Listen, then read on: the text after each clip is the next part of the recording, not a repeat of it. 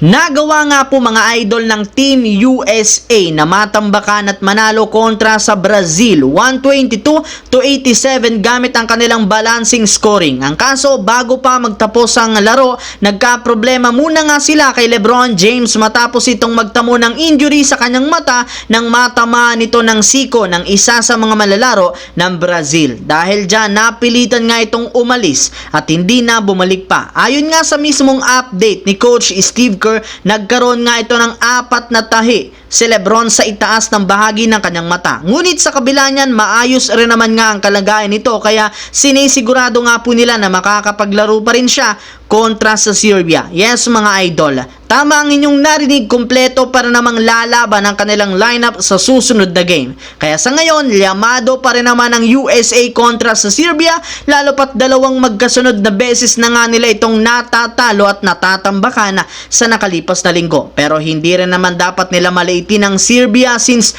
meron rin naman nga itong napakalaking hawak na momentum matapos nilang talunin ang Australia. Marami rin naman nga silang nakahandang adjustment lalo na kay Nikola Jokic para makabawi at tuluyang talunin ang USA. Bago yan, ang video ng ito ay hatid sa inyo ng 1xBet. Suportahan at manalo sa inyong paboritong kupunan sa NBA, PBA, MPBL at ngayong Paris Olympics at iba pang sporting events. Maaaring makakuha up to 12,000 cash bonus sa inyong first deposit gamit ang aking promo code. Pag tama prediction mo, panalo ka. Simple lang, pindutin lamang ang link sa comment section at mag-register gamit ang inyong GCash account para makapag-cash in at cash out. Isang paalala, tumaya ng responsable. Samantala, hindi pa rin naman nga tapos ang Los Angeles Lakers sa pakikipagnegosasyon. At isa sa mga teams na kasalukuyang kinakausap nila ay ang Chicago Bulls na isa pa rin naman sa mga seller sa market sa dami ng players na inaalok nila. Andito pa rin naman ang isa sa mga target player ng Lakers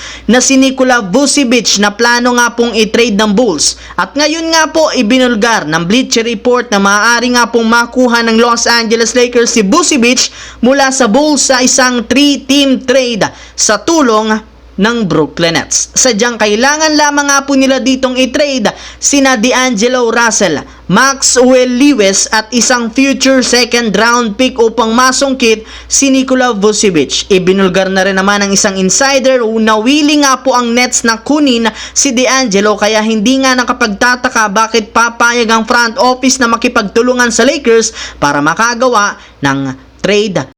Kahit man, balak nang pumirma si Lauri Markkanen ng bagong extension sa Utah Jazz, hindi pa rin naman ito naging hadlang para sa Golden State Warriors na subukang mag-offer muli. Sa katunayan, ayon sa ibinulgar ni Shams ng The Athletic, meron para naman nga silang last offer kay Lauri Markkanen kung saan binubuo nga ito ni Moses Moody, multiple future first round pick, multiple pick swaps at mga second rounder. Ngunit gaya ng inasahan, tinanggihan pa rin naman ito ni Danny Ainge dahil mas gusto nga talaga nilang kunin si Brandon Podziemski. Sadyang dito nga sila hindi nagkasundo at nagpang-abot gayong hindi rin naman afford ng Warriors na bitawan ito at ilagay sa alanganin ang kanilang future. Yes mga idol, si Moses Moody lamang ang nag-iisang player ng Warriors na kayang isakripisyo nila maliban sa kanilang future draft pick. And since hindi tanggap ng Jazz, wala na nga talaga silang mapagkakasundoan pang trade ngayong off-season.